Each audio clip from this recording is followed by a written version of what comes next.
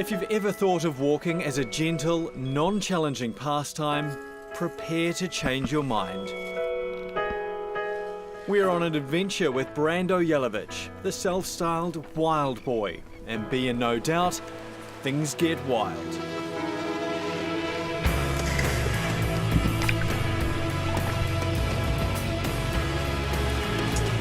Brando's nearing the end of an epic 7,000 kilometre journey walking New Zealand's coastline.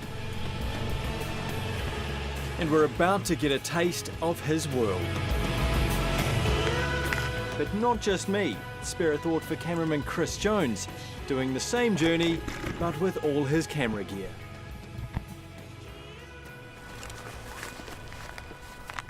You've had a look, you think this is a pretty easy way around? I wouldn't say easy, but it's the way we're going. It's not hard to trust Brando and his instincts. For a year and a half now, he's been catching his own food, using his wits, getting around the coast whatever way he can. It doesn't look like it's going to be too deep. Just suck it up and get wet. Pretty much. Yeah, all right. His longest time without food, 3.5 days. His longest time without human contact, 11 days. Number of near-death experiences? 4. You can't underestimate how challenging this adventure is. Where's the most memorable place so far? Karamea. What is it?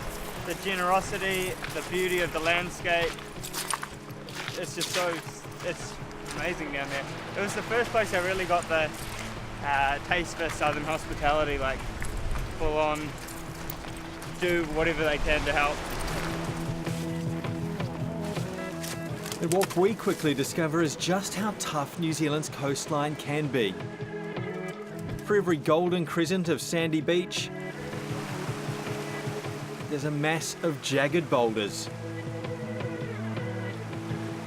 The landscapes can change within a couple of footsteps. It can be instant, you can see it cut through the rock. You can be walking along and see a whole lot of sandstone, and then a straight line or jagged line, suddenly it's changed to like extreme like granite or something. It was real different. And then, sometimes, you get to the point where there's no other option. So have you ever got stuck? I've been stuck a few times. What do you do? Depends on the situation. Normally when I get myself stuck, it's above water. It's all calculated decisions that I make, but 9 times out of 10 I jump.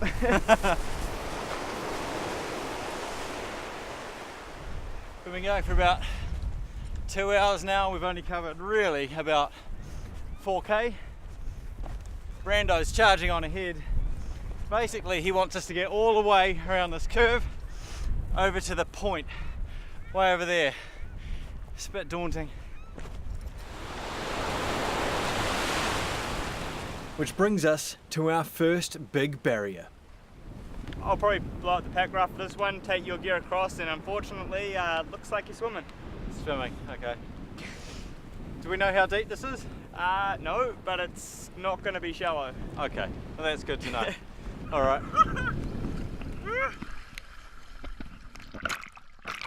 So somehow, Brando managed to convince us that we should swim across that river. Full Bear Grylls. He gets to raft over now with the rest of the gear, so something's not quite right, but hey, look, we made it.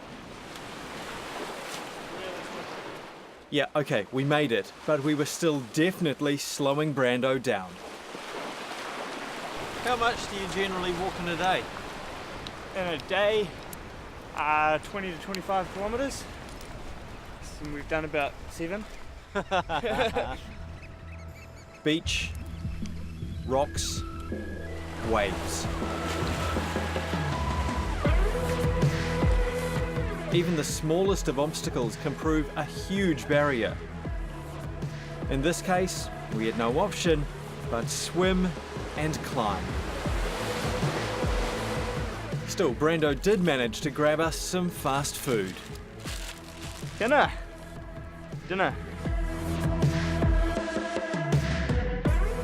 The light was fading fast just as we made camp. And as we got our fire roaring, Brando produced some more dinner. I'd definitely eat a crab over a possum any day. So had you ever cooked crabs this way before you started this adventure? Oh no, I hadn't actually. Had you eaten I don't crabs? think I'd even eaten crab unless it was in like that sushimi stuff or whatever it's called from the sushi places. So you just learned how to do this as you go? Yeah, pretty much. I just go get it and cook it. Oh, this one's got heaps in it. After a hard day, it doesn't get any better than eating seafood fresh from the ocean, sitting by a roaring fire.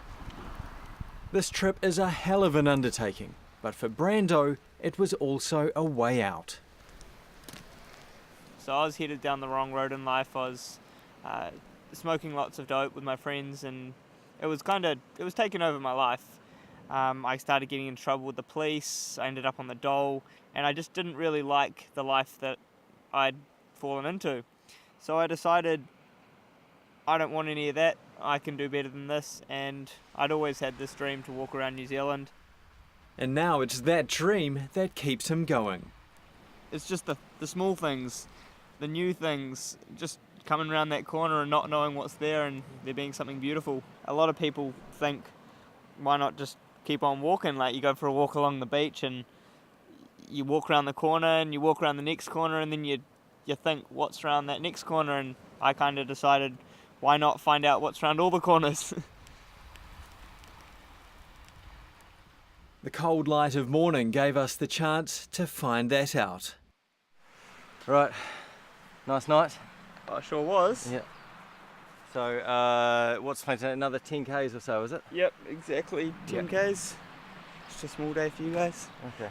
And we're just going straight over those hills up behind us. Pretty much. We'll try and find an old track, maybe a goat track or something. In a neat metaphor for life itself, up here, often the only path is the one you create yourself. Keeping up with a man who's been doing this for a year and a half, not easy. Oh! Think like a mountain goat. It's hard to illustrate just how steep and slippery this slope is. But at least at the top, we get a good view of where we'd been, including that damned river we'd crossed yesterday. Right, sweaty, low on energy. Here's a Brando tip. Gorse flowers. They sort of taste like a mixture of alfalfa sprouts and green beans. And quite nice. What have thought? After a generous amount of bashing our way through thick forest, and then clambering down a tree-lined cliff face, things were starting to get pretty hairy, so luckily Brando was on hand to help me with the pack. Pretty much if you do this, all you have to do is put all your body weight forward, so that if you do fall, you fall onto the rocks. Yeah. Our pace had slowed considerably. It was awkward, painful, difficult work. I'm not just taking the clothes off just for the fun of it, so that we've got something warm to put on the other side, because we are doing a lot of swimming. Finally, battered, bruised and soaking wet, we arrived at Matodi Bay. Not long to go. You looking forward to the end? It's a scary question, really. It isn't very far to the top. 2 or 3 weeks and I'll be all finished. But I'm looking forward to it. Who knows what's around the next corner. And with the jagged Northland coast stretching out before us, we left Brando to continue alone. This wildest of boys on this most remarkable of adventures.